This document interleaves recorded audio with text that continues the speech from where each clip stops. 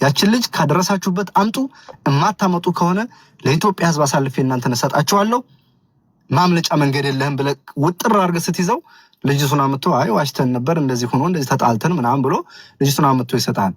አይ እኔ ልጆቹን አምናቸዋለሁ የሚመጣውን እርምጃ እኔ ወስዳለሁኝ ምንም ችግር የለብኝም የምትል ከሆነ ደግሞ በእነሱ በኩል የሚመጣውንም በአንተ በኩል የሚመጣውንም ማንኛውንም ኃላፊነት ለመውሰድ አንተ መዘጋጀት አለብህ። ቢኮዝ የሰው ነፍስ ነው እዛ የታገዘው። ቢኮዝ አንዲት የምታሳሳ ህፃን ልጅ አመት ያልሞላው ህፃን ልጅ ጥላ እመለሳለሁ ብላ የሄደች እናት እኮ ናት እኮ ዋጥ መቋቋም የማትችል የምታሳዝን ምስኪን ልጅ ማለት ነው እንዴ። ማን መጥቶ እንዲጮህ ነው የምንፈልገው እኛ? ንገረኝ እስኪ። ሰላማዊ ሰልፍ እንድንወጣ ነው? የት ነው የምንወጣው? የያዛ ሰው ባይታወቅ ብትጠፋ ነበር አፋልጉኝ የሚባለው። የያዛ ሰው ይታወቃል። 4-5 ጎረምሳ ፊት ለፊት ሀና የታለች ስትለው ለጥ ብለህ ካልሆነ ቀልማለሁ በጥይት እያልክ ያስፈራራው ሰው ቆሞ ያየህ ሰው ነው የመሰከረው። ስለዚህ ለምንድን ነው የተደረገባት ልጅቱ? በሴትነቷ ማምለጫ መንገድ የለም። ቦታው ተራራማ ነው፣ ሸለቆ ነው። በተፈጥሮ ቦታው አቀማመጥ አደጋ አለው። እሱም ቦታ ተገና አድርጋችሁ ነው ስራ እየሰራችሁ ያላችሁት። የደከመ ልታግዙ የራበው ልታበሉ አይደለም እዛ የተቀመጣችሁት። ገያም አይደለም የተቀመጣችሁበት ቦታ። ከቃላታችሁ ከስራችሁ እንደው ሌላው ይቅር ተክላይ ምንድነው ስራ ስትዩ እኮ ምንድነው ያለው? እንደ ማንኛውም ሰው ደንበር ላይ እንዳለ ሰው ስራ እምኖረው አለ አይደለ? ከዛ አሊ የተናገረው ምንድነው? ደላላ ማን ነው? ይመች ምንድነው የሚሰራው? እንደዚህ እንደ ሴት ብቻ ወንድ ብቻ አፓርትመንት አለ ሸራ አለ። አሁን ደግሞ ሌላ እየተገነባ ያለ ቤት አለ። ጭራሽ እኮ በጣም እየተደራጀ እኮ በግንብ እኮ ቢልዲንግ እየገነባ እኮ ነው። አሁን ቴምፖራሪ ነው ሸራው። ከቴምፖራሪ ደግሞ ወደ ፐርማነንት ቢልዲንግ ተገንብቶ የሴት ሴክሽን የወንድ ሴክሽን ሊባል በደንብ ሞር ተጠናክሮ ሊሰራ ማለት ነው እኮ ነው የምልሽ። በቃ የሆነ እኮ የሪፊውጂ ካምፕ እኮ ነው የሚመስለው ሲወራ እኮ። በዛ ላይ ደግሞ የቀረችው ልጅ ደግሞ የምታሳዝን የመጨረሻ እንዴ ያቺኛዋ ልጅ ለቀው ሂጂ ሲሏት ይችኛቱ እንደተያዘች ብሎ የሚጠይቅ ማህበረሰብ ይመጣም ብሎ ሰው እንደታያስብ ሀቡ እንዴ ሞታለች ስንላቸው እንደ ጅል ዝም ብለው ነው ይቀበላሉ ብለው ስላሰቡ ነው እኮ ነው ልጅ ከአመት በላይ የታገተች ከተለቀቀች ለ30 አመት እንጮሃለን እንጂ ገላችኋታን ብለን አናምንም። ከገደላችኋት ደግሞ ከዚህ በኋላ ነው የምታጠፏት እንጂ እስካሁን በህይወት አለች ልጅቱ። በአይን በበረቱ ያየ ሰው አለ እያለ እየመጣ እየተናገረ ነው። ስራህን አልተናገርክም። ደላላንስ ስራህን ክዳህን ልጆቹ መስክረዋን በማን ደላላ እንደሄዱ እሱ አንዱ ማሳያ ነው። ሁለተኛ ግደለሽነት እረራ የሌለው በሰው ቁስል ላይ በሰው በወላጅ ላይ ጥቆማ እንዳታደርጉ። አንድም ማህበረሰብ በዚህ ጉዳይ ተጠያቂ ሆኖ የሚከሰስ ማንም የለም። ስለዚህ ጉዳዩን 6 ሰው ነው የምንፈልገው። 6 ሰው ላይ ብቻ ትኩረት አድርጉ። በዘር ወስደው የሚያባሏችሁ ሰዎች ያኔም ዋጋ አስከፍለውናል። እያንዳንዱን እናት አስለቅሰዋል። ዛሬም ያስለቅሷቸዋል። ንቁ። ዛት ሴት ይሄንን ነው የምለው። አመሰግናለሁ እድል ስለሰጣችሁ። እሺ አሁን የሸዋው ይቀጥል። እሺ ወንድሜ ይቀጥል። በጣም ይቅርታ፣ በጣም ቸኩሎ ነበር ግን ስቲል እድል አልሰጠነውም። ሶሪ ይቅርታ። ያው ነገሩ ወደ ሌላ እየሄደ ስለሆነ ነው እና እኔ እንደዚህ አይነት ነገር ውስጥ መግባትም መቆየትም አልፈልግም እዚህ ፖለቲከኛዎች ውስጥ። ይቅርታ። እኔ ማንኛውም የሰው ልጅ የሆነ ሰው ሁሉ ወንድሜ ነው ብዬ ነው የማስበው። የሰው ልጅ ለሆነ በሙሉ ፖለቲከኞች በምዘሩት መርዝ በሆነ ንግግር እርስ በርስ ድሃው ማህበረሰብ እየተላለቀ ነው ምድር ላይ። እባካችሁ ትግራይ ይሁን አማራም ሁን እርስ በርስ እዚህ በርገርክን እየበላ እዚህ የድሃው ማህበረሰብ አታፋጭ። የልጅቷን ሀቅ እናውጣ። የልጅቷን እውነት በዚህ መካከል ገብታችሁ ለማድበስበስ ወደ መንደር ውስጥ ወስዳችሁ እያድበሰበሳችሁ ያላችሁት የትግራይም ተወላጅ ይሁን የአማራም ተወላጅ ይሁን ይሄን ነገር አቁመህ ልጅቷ በነፍስ የምትወጣበትን ነገር ነው መፈለግ ያለብን። ፕሊዝ ከዘረኝነት ውጡ። በ21ኛው ክፍለ ዘመን ላይ ያገታትን ልጅ ልትቃወም ይገባል። ማንኛውም የትግራይ ተወላጅ ብሔር የተነካ ብለህ ወይ ደግሞ እንትን የተነካ ብለህ አማራውም ደግሞ ትግራይ ነው ያገታት ብለህ እርስ በርስ መጨፋጨፉንና ስድድቡን ትተህ ልጅቷ ከሌቦችና ከደላሎች የምናስወጣበትን መንገድ የምትፈልጉ የምታግዙ ሰዎች ካላችሁ ተነጋግራችሁ ልጅቷ የምትወጣበትን ነገር አመቻቹ። አንተም በቤት ከፍተህ ያኛውን ብሔር ሲረግጥ ይሄኛውን ቤቱን ከፍቶ ያኛውን ብሔር ሲረግጥ እንዴት ነው የልጅቷን እውነት የምናወጣው? እባካችሁ ነገሩ ወደ መንደር እየሄደ ነው፣ ወደ ብሔር እየሄደ ነው። ከዚህ ላይ ተቆጥበን የምትችሉ ሰዎች ፖለቲከኞችም ከሆናችሁ ፖለቲካውን ለጊዜው ትታችሁ ልጅቷን በነፍስ የምናወጣበትን መንገድ ያችን ድሃ ያን ጨቅላ ህፃን ልጅ ትታ የሄደችን ታግታ ያለችን እናት በህይወት እናውጣት፣ እንድረስላት። ፖለቲከኞች ብዙ ሰዓት አላችሁ የምትጨቃጨቁበት። እባካችሁ ልጅቷን በህይወት እናውጣ። አመሰግናለሁ። እናመሰግናለን።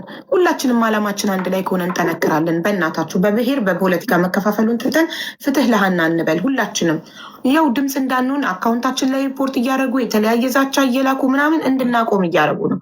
እኛ ደግሞ እቺ ነፍስ እየጠራችን ነው። ሀና አድኑኝ፣ ወደ ልጅ መልሱኝ እያለች ነው። እና እባካችሁ ተስፋ እንዳትቆርጡ፣ እንዳትደክሙ እስከ መጨረሻው ነው እኔ የምላችሁ። አመሰግናለሁ። ልቅደማችሁ ሳሪና ሞገደኛ ወይስ ትቀድማላችሁ?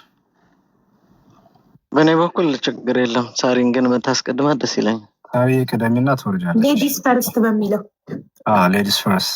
ወንድ አበባ እየላከ ነው፣ አስገቢው። ሳሪ የቀጥይ የምታወሪው ነገር ካለ። አላገኘሁትም። አላገኘሽም? አንተ ሜንሽን አድርጎ የጻፈው ፍላወር ላክ። አላገኘሁትም። ወንድ ሜንሽን አድርገህ ጻፍ። አበባ ቅድም ስላየው ነው። ኦኬ ሳሪ ማታወራ ከሆነ እኔ እቀጥላለሁ። ኦኬ ንግግርን ሲጀምር ያው እንግዲህ ከብዙ ጭቅጭቅ በኋላ ወደ አጀንዳው ተመልሰናል።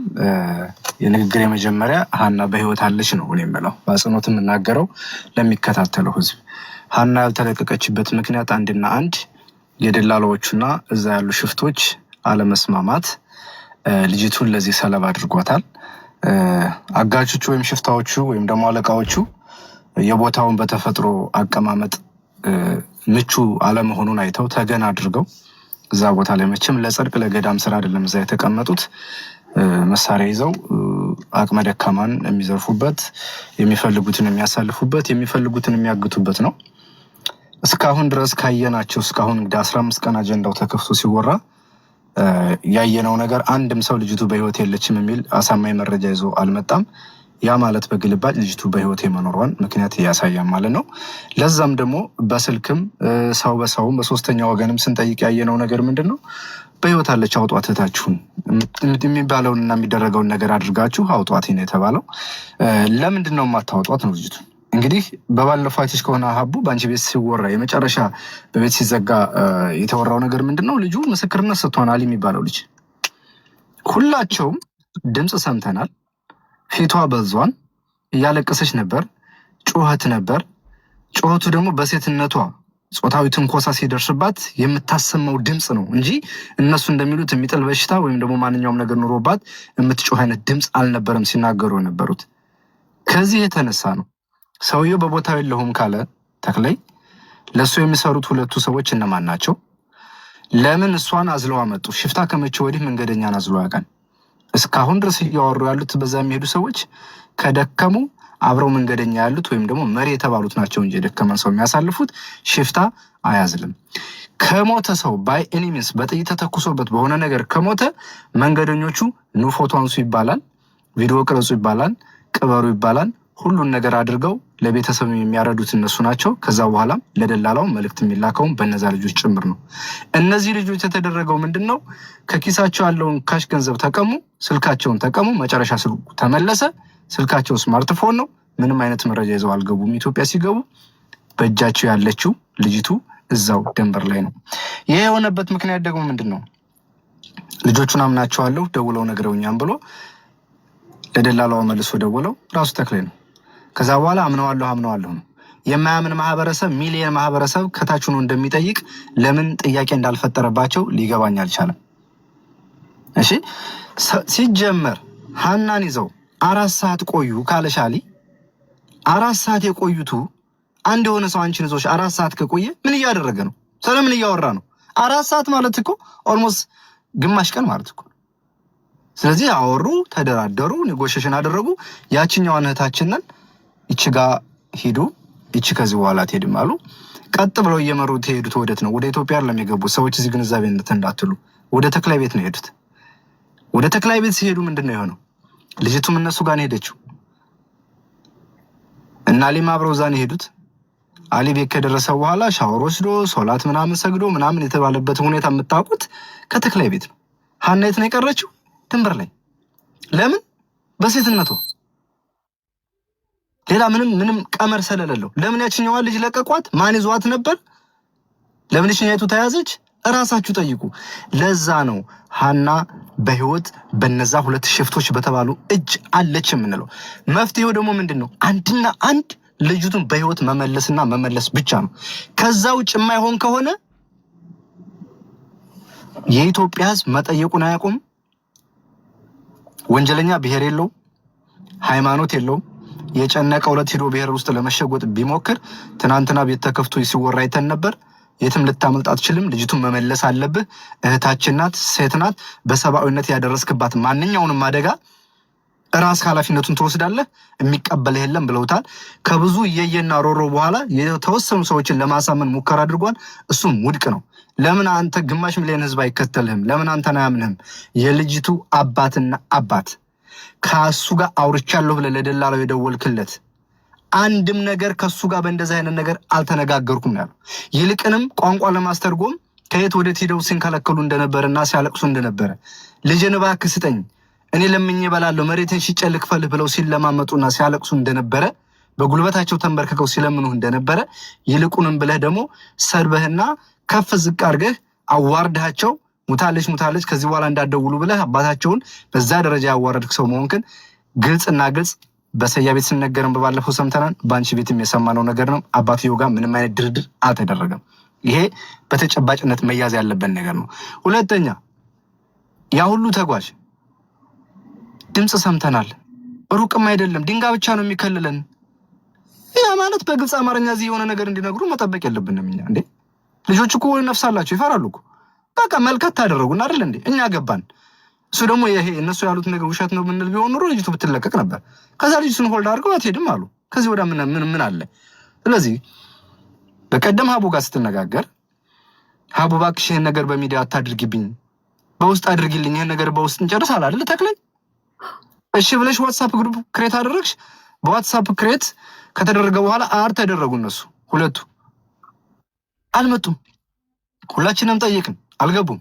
ለምን ማምጣት አልፈለጉም? ከዛ ውጭ ያለውን አማራጭ ፈለገና በከሌ ቤት ሂጄ ይሄን ነገር ባራግበው ሞር የብሔር መልክ ይኖረዋል። አልተቀበሉትም። እዛም አብዛኞቹ በጣም ነው ሲወቅሱት የነበረው። እስከ ሰማው ድረስ ሸገር ጁንታም ሌሎቹም ከሁለት ሰዎች ውጭ አልተቀበሉትም። በደንብ አድርገው ሲያጥኑት ነበረ። መጨረሻ ላይ የተባለውን ነገር ስላልጨረስኩትኝ አላየሁትም። አሁን አንድና አንድ በግሩፕ ለማውራት ያልፈለግከው ነገር ለምንድን ነው? በውስጥ ጨርሽልኝ ብለህ ሚውት አድርጊ ብለሃት ነበር። ሀቡን ሚውት አድርጋ አውርታለች። ሀቡ ምን እንዳወራችሁን ያላቅም። ጋይስ ተቋርጠናል። አልሰማም። አይ ተቋርጦ ነበር። በግሩፕ ማውራት ያልፈለግከው ግሩፕ ውስጥ ለምንድን ነው ብለህ ነው የተቋረጠው? አዎ ከዛ ምክንያቱም አንቺን አንድ ጊዜ ታስታውሽ ከሆነ ሚውት አድርጊና ላውራሽ ብሎ ነበር የሆነ ጊዜ። አዎ ያኔ ነው እኮ እውነት ችግሩን መፍታት የምትፈልጉ ከሆነ ለምንድን ነው በውስጥ ማናወራው ያለኝ። ያው ሪከርድ አድርጌዋለሁ። እኔ ማስረጃ ማቅረብ ይችላል። እኔ ምንም ነገር ያለ ማስረጃ ካፌ ምንም ነገር አይደለም። ሪከርድ አድርጌ አስቀምጫለሁ። ግሩፑ ላይ ልኳለሁ። በውስጥ መነጋገር አለኝ። ተስማማው። በውስጥ በመነጋገር ጊዜ ለመግዛት ነው። ምን ፈልጎ ነው በውስጥ እናውራ ብሎ መጨረሻ ላይ ሚዲያ ላይ የቀረው? የዛኔ ቲክታክ አካውንት አልነበረውም። በቃ ጆይን ብሎ ገስት ላይ ገብቶ በትልቁ ሆኖ ነበር ሲያወራ የነበረው። እኛ ጋር ግን ያ ሁሉ 50 ሺህ ህዝብ ሆኖ እዚህ እየጠበቀው በስልክ አንዴ ካርድ አለቀ ይላል፣ አንዴ የዛን ሁሉ ሰው ጭንቅላት ነርቭ እየነካ ነበር ሲያወራ የነበረው። በእጁ ያለውን ሰው አለማወቁ ይመስለኛል። እዛ ውስጥ ያሉ የብዙሃን ነፍሶች እዛ ላይ ስለወደቁ ማንም ባለ ያለው ሰው ስለሌለ ይሄም ተዳፍኖ የሚቀር መስሎት ይሆናል። እውነት ለመናገር የሀና ጉዳይ ተዳፍኖ የሚቀር ቢሆን ኑሮ እስከዚህ ደረጃ አይደርስም ነበር። ምናልባት በእንደዚህ አይነት ጉዳይ ከፍተን ላናወራ እንችላለን ከዚህ በኋላ። ሁሉም ሰው ግን ጠዋት ማታ የሀናን ፎቶ በመፖሰት ፍትህ እስከምታገኝ ልጅቱ በህይወት ያለች ነፍስ መቼ እወጣለሁ ብላ የምትጠብቀው ታችን እስከምትለቀቅ ድረስ ማንም ወደኋላ የሚል ሰው እንደሌለ ቁርጡን እንድታውቀው እየሰማ ስለሆነ አካውንት ስላለ ቁርጡን እንድታውቀው ፈልጋለሁ። ሁለተኛ ምናልባት መረጃ የሚሰጡ ሰዎችን ከነገ ወዲያ በዛ መንገድ ስትመጡ አገኛችኋለሁ ይሄን ያላችሁት ምናምን ብለህ የምታስፈራራው ነገር ደግሞ የሰው ልጅ ህይወት የሚያውቀው እግዚአብሔር ነው። የሚኖረውንም የማይኖረውንም የሚያውቀው እግዚአብሔር ነው። ስለዚህ እዛ ላይ ለምን ቦታ እንደተቀመጥ ካንተ አሁን ግልጽ እያደረክ ነው። የራሱ ሰው አለ። በብሔር ተዋርናችሁ ነው። እዛ መንገድ አላችሁ። የሆነ ብሔር የሚሄድበት በዚህ ነው፣ የሆነ ብሔር የሚሄድበት በዚህ ነው። መንገድ አንዱ ቆርጦ ከሄደ ትያያዛላችሁ፣ ሰው ለሰው ትያያዛላችሁ፣ ገንዘብ ለገንዘብ ትያያዛላችሁ። በጣም ከባድ ነው እየሆነ ያለው ነገር። የሰው ልጅ በሰውነቱ ሊከበር ይገባል። የመጀመሪያው ነገር በሰውነቱ። ሁለተኛ ደግሞ እንደ ጾታ ከተባለ ሴት ልጅ እንክብካቤ ያስፈልጋታል። ያ ሁሉ ጎረምሳ እዚህ ሻወር ወሰድ እዚህ ምግብ ተመገበ እያልክ ከምታዝናናው ሴቷ ልጅ ተቀበለ እንክብካቤ ብታደርግላት እህትህም እናትህም አገርህም ናት። ሀናን የመሰለች ልጅ ፀሐይ ላያት የምታስፈራ አባቷ ቀና ብሎ ላያት የምታሳሳ ልጁን በረሃ ላይ አግታ አስቀርተክ ያ ሁሉ ሰው የሆነ ዕቃ እንደሆነ ደህና ጫማ እንኳን ሰው እኮ ሲወድቅበት ስሜቱ ይጎዳን አይደል እንዴ? ሰው የወደቀ ሳይመስላቸው ቪዲዮ እየሰሩ እየጨፈሩ ኢትዮጵያ የገቡ ጎረምሶችን 11 ቀን ቤት ሲቆዩ ድረስ ሀና የታለች አልተባለም። ቪዲዮም አልተሰራም። ለምን ፐርፐዝሊ ልጅቱ ሆልድ እንድትደረግ እዛ ቦታ ላይ እንድትቆይ ስለተደረገ ነው። ይሄ ሚሊየን ህዝብ ነው እየጠየቀ ያለው ሚሊየን ህዝብ። መቼም ነው የምልህ መቼም ይሄን ከዚህ ሲያመቻች የነበረ ይመች የሚባለው ጭንቅላቱ ያነሰ ሆዱ ያበጠ ህሊና የሌለው ልጆች አሉት፣ የሚያሳሱ ህፃን ልጆች አሉት፣ ሚስት አለው፣ እናት አለው፣ እህት ይኖረዋል። መጀመሪያ እሱ ነው ዋናው ተጠያቂ። ሁለተኛው ደግሞ በኃላፊነት የተሰጠው ይሄን ነገር አሳልፎ ደህና ቦታ እንዲያደርስ በኃላፊነት የተሰጠው ተክላይና ግብረ አበሮቹ በተለይ አራቱ ሲመሩ የነበሩና ሁለት የሱ ሚኒሻዎች ከናንተ ራስ ከኔ ነው ሰማለሁ። ኮፒ ሊንክ አሁን ተቋርጦ ነበር ይምጣል። ጋይስ ሁላችሁም አንድ ላይ ኮፒ ሊንክ አድርጉ ፕሊስ። እሺ ኮፒ ሊንክ አድርጉልን ፕሊስ እንዳይቆራረጥ። ይሄም ሁላችሁንም እንዲዳረስ እንፈልጋለን። ተክላይና ግብረ አበሮቹ አራቱ መንገድ የሚመሩት ሁለት ሚኒሻዎቹ የራሱ ሚኒሻዎች ናቸው። እነሱን ዋና ተጠያቂዎች ናቸው። ምናልባት ይሄን አጋጣሚ ይሄን ጊዜ ስትጠብቁ የነበረ ይመስለኛል። ይሄ መጨረሻችሁ ነው፣ የመጨረሻችሁ። ከዚህ በኋላ በእናንተ እጅ የሚሰቃይ ሴትም ይሁን ወንድ አይኖርም። ይሄ መጨረሻችሁ ነው።